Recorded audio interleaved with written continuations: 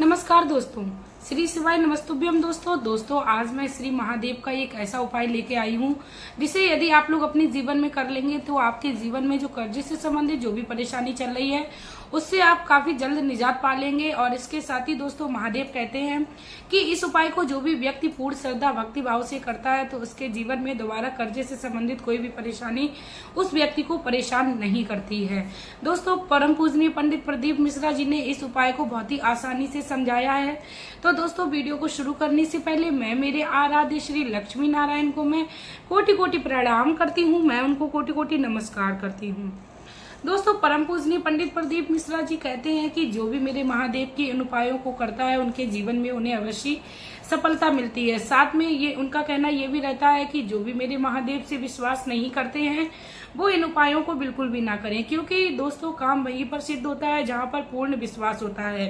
दोस्तों मेरा भी कहना यही है, यदि आपको मेरे इस उपाय पर या मेरे इस वीडियो पर आप पे थोड़ा भी विश्वास हो तो प्लीज आप लोग मेरे वीडियो में कंटिन्यू बने रहिए, अन्यथा आप लोग मेरी वीडियो को अभी से स्किप कर दीजिए, क्योंकि आधा अधूरा ज्ञान जो है वो व्यक्ति को ले डूबता है। परम पूजनीय पंडित प्रदीप मिश्रा जी कहते हैं कि भगवान के लिए जब हम कुछ उपाय करते हैं तो भगवान हमें अवश्य उसमें सिद्धि प्रदान करते हैं।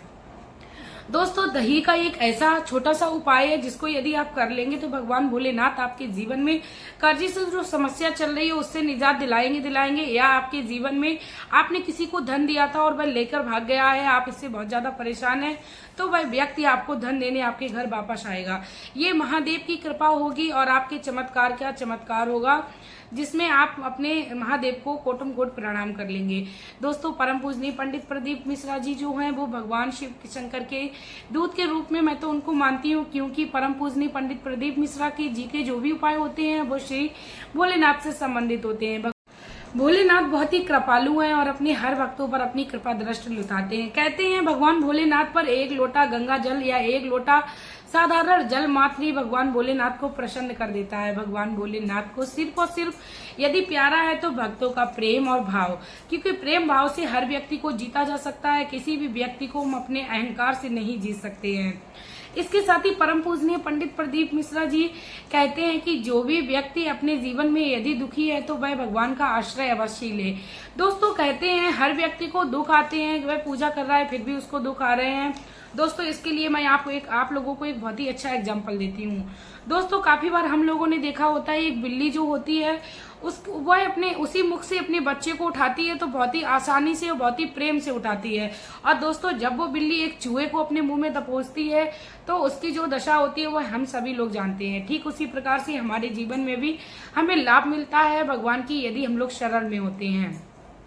दोस्तों भगवान की जब हम शरण में होते हैं तो हम लोगों पर दुख तो आते हैं, लेकिन दोस्तों देखते ही देखते भगवान की कृपा से वो निकल जाते हैं। ऐसा नहीं है दोस्तों कि हमारे जीवन में बिल्कुल भी दुख नहीं आएगा।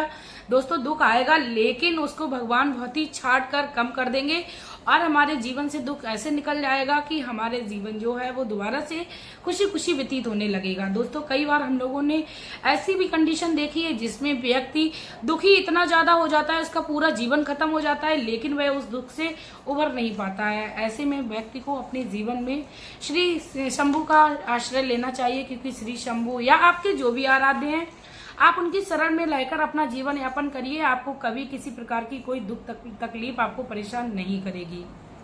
जब हम अपने घर में कोई नया कार्य करने जाते हैं, जैसे कोई व्यापार अपना नया शुरू करने जा रहे हैं या किसी नौकरी के लिए जा रहे हैं, या दोस्तों हम अपने घर में कई गाड़ी लेके आते हैं या अपना नया घर ही खरीदने जा रहे होते हैं, तब ऐसे में ये भगवान श्री भोलेनाथ के देवालय में जाकर या आपके जो भी आराध्य उनके भगवान के मंदिर में जाकर आप उनसे आशीर्वाद लीजिए और उनसे ये कहिए, हे मेरे शंभू या आपके जो भी आराध्य हे मेरे लक्ष्मी नारायण, मैं आपकी शरण में आई हूँ और मैं ये कार्य शुरू करने जा रही हूँ, तो आपकी कृपा से मेरे हर कार्य में मुझे सफलता देना।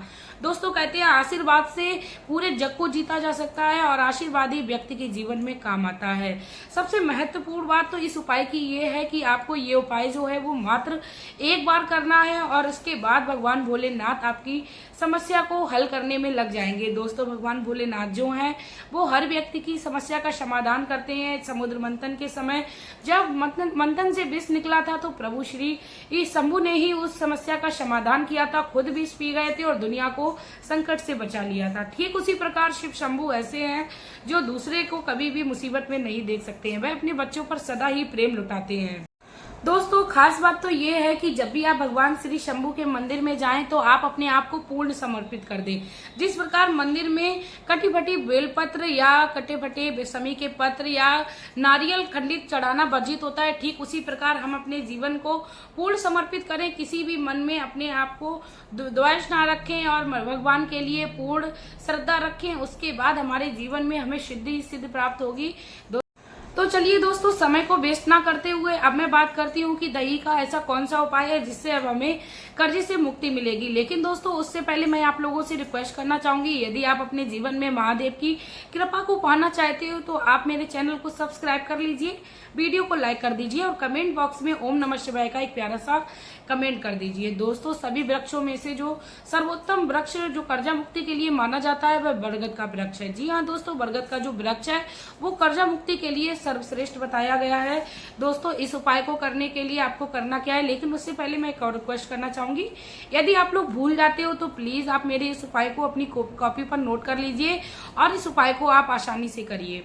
दोस्तों ये जो उपाय है वो आपको सोमवार के दिन करना है। और दोस्तों मैं बता दूं, भगवान भोलेनाथ को सोमवार का दिन जो है वो अति प्रिय है। सोमवार के दिन जो भी भगवान भोलेनाथ की शरण में जाता है वह कभी भी खाली हाथ वापस नहीं आता है। भगवान भोलेनाथ उसकी हमेशा ही गोद भरकर उसको भेजते हैं।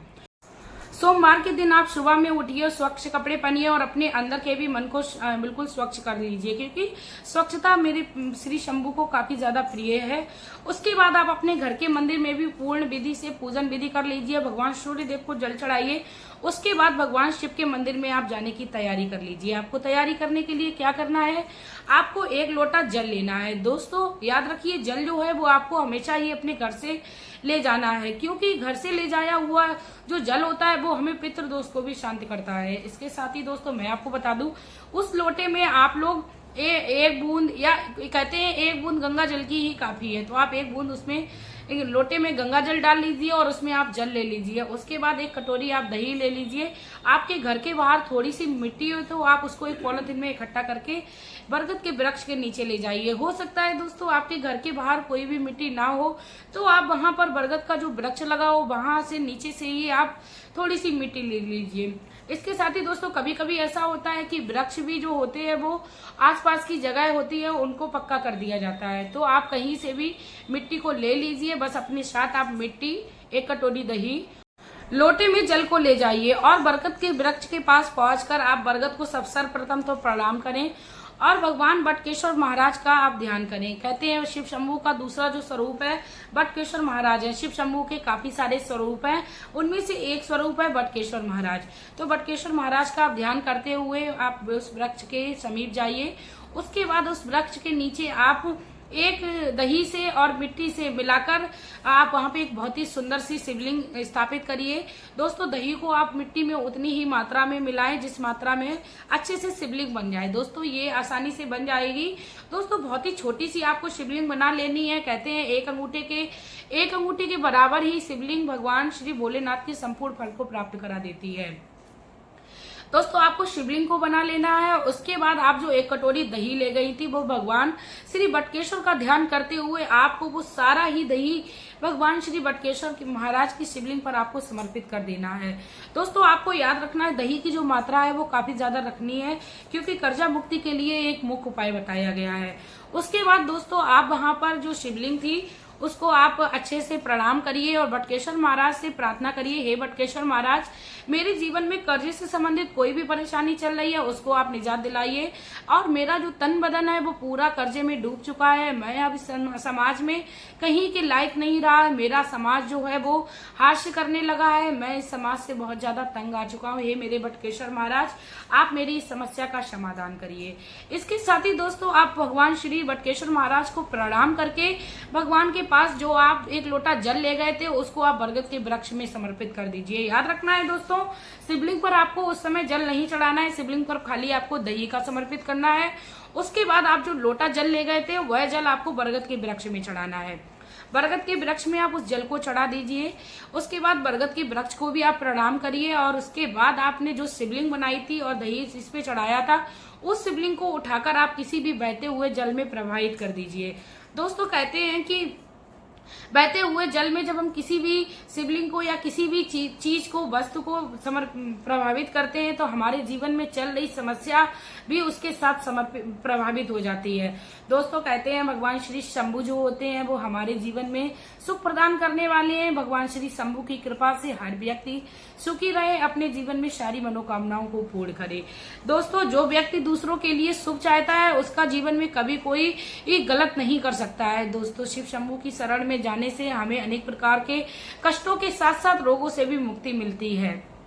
इसके साथ ही दोस्तों मैं आप लोगों को एक और महत्वपूर्ण बात बता दूं, जब हम किसी नदी की मिट्टी से या किसी पवित्र गंगा की मिट्टी से यानी बालू से जब हम भगवान शिव जी की शिवलिंग को स्थापित करते हैं तो हमें एक नहीं करोड़ों शिवलिंग के बनाने का हमें फल प्राप्त हो जाता है। कहते हैं जब बालू के जो कण होते हैं वो करोड़ों होते हैं, तो ऐसे हमें करोड़ों शिवलिंग के बनाने का फल प्राप्त होता है। इसीलिए दोस्तों हमें शिवलिंग को बनाकर भगवान शिव शंकर की पूजा करनी चाहिए और भगवान शिव शंकर को हमेशा ही ध्याते रहना चाहिए। परम पूजनीय पंडित प्रदीप मिश्रा जी कहते हैं जिस किसी व्यक्ति को यदि पूर्ण विश्वास है वही इस उपाय को करे, क्योंकि विश्वास से ही हर कार्य को जीता जा सकता है। जिसमें विश्वास नहीं होता है वह कार्य कभी भी किसी का सिद्ध होने वाला नहीं है। मैं भी परम पूजनीय पंडित प्रदीप मिश्रा जी को अपना सादर नमस्कार करती हूँ और मैं उनको नतमस्तक होकर प्रणाम करती हूँ, क्योंकि कहते हैं जो भी ऋषि मुनियों की शरण में या साधु संतों की शरण में रहता है यानी उनके चरणों में रहता है, उनका तेज हमेशा ही सामने वाले व्यक्ति में विराजमान होता है। तो इस संसार में जितने भी साधु संत हैं, ऋषि मुनि हैं, मैं उनको हमेशा ही सादर नमस्कार करती हूँ और उनको मैं कोटि कोटि प्रणाम होती हूँ। उनके पैर है मेरा शर है, मैं यही हमेशा कामना करती हूँ। दोस्तों जो भी व्यक्ति अपने जीवन में साधु संतों का सम्मान करता है, ऋषि मुनियों का सम्मान करता है, उसके जीवन में कभी भी ज्ञान की कमी नहीं रहती और दोस्तों ज्ञानी पुरुष को कभी हराया भी नहीं जा सकता है। भगवान कहते हैं जो भी गुरुओं का सम्मान करते हैं उसके जीवन में आनंद ही आनंद होता है और गुरु की कृपा से उसमें बुद्धि भरपूर होती है। इसके साथ ही दोस्तों मैं आप लोगों से एक रिक्वेस्ट करना चाहूंगी, यदि आप शिव शंभु की इस वीडियो से काफी ज्यादा प्रसन्न हो गए हो तो प्लीज आप लोग मेरी वीडियो को इसको ज्यादा से ज्यादा शेयर करें, क्योंकि इस वर्तमान समय में हर व्यक्ति कर्जे से परेशान है। हर व्यक्ति अपनी दैनिक दिनचर्या चलाने के लिए काफी हद तक चला जाता है और उसको कई सारी परेशानियों का भी सामना करना पड़ता है। तब ऐसे में हमें दूसरों का सहारा बनना है और हाथ से हाथ मिलाकर चलना है, हर व्यक्ति को सहारा देना है, क्योंकि दोस्तों सहारा बड़ी किस्मत से मिलता है। हर व्यक्ति दूसरों को सहारा भी नहीं दे सकता है। जिस पर भगवान की कृपा होती है वही व्यक्ति इस संसार में दूसरों को आश्रय देने की योग्य बनता है।